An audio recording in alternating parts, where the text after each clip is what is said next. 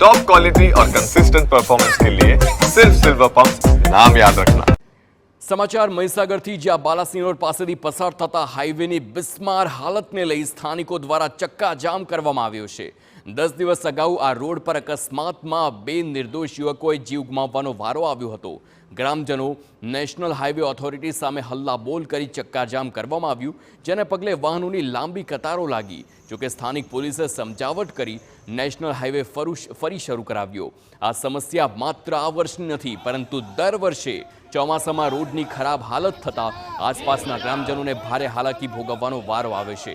ત્યારે સ્થાનિકોની માંગ છે કે તાત્કાલિક રોડનું સમારકામ કરવામાં આવે અને રોડને આરસીસી બનાવવામાં આવે, જેથી આ સમસ્યામાંથી લોકોને કાયમી મુક્તિ મળે।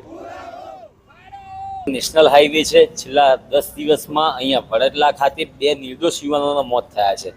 હાઈવે ઓથોરિટીને વારંવાર જાણ કર્યા છતાં પણ તંત્ર ઘોર નિંદ્રામાં છે। હાઈવે ઓથોરિટીનું ના છૂટકે સૌ ગ્રામજનો અમે બધાએ ભેગા થઈને રસ્તા રોકો આંદોલન કરવું પડ્યું છે। નક્કી કરીને આજે ચક્કાજામનો કાર્યક્રમ કર્યો છે અને ચક્કાજામની અંદર નક્કી કર્યું છે કે જ્યાં સુધી national highway authority of India જ્યાં સુધી લેખિતમાં નહીં આપે કે 5 દિન 5ની અંદર આ રસ્તાનું ભરપૂર વ્યવસ્થિત રીતે સમારકામ કરી આપશું તો જ અહીંયાથી ઉઠશું। અને ભવિષ્યમાં અમારી એક માંગ છે કે આ રસ્તો સીસી રસ્તો બનાવવામાં આવે, જેથી કરીને આ અમદાવાદ ઇન્દોર નેશનલ હાઈવે એ ખૂબ સારી રીતે ચાલે, રાહદારીઓને કોઈ નુકસાન ના થાય, અકસ્માત ના થાય અને માણસોના જીવ ના જાય।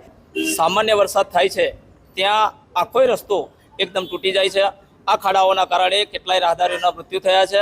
અમારી વારંવાર એક જ માંગ છે કે માત્ર ને માત્ર ટોલ ટેક્સ ઉઘરાવી અને પોતાના ખિસ્સાઓ ભરે છે।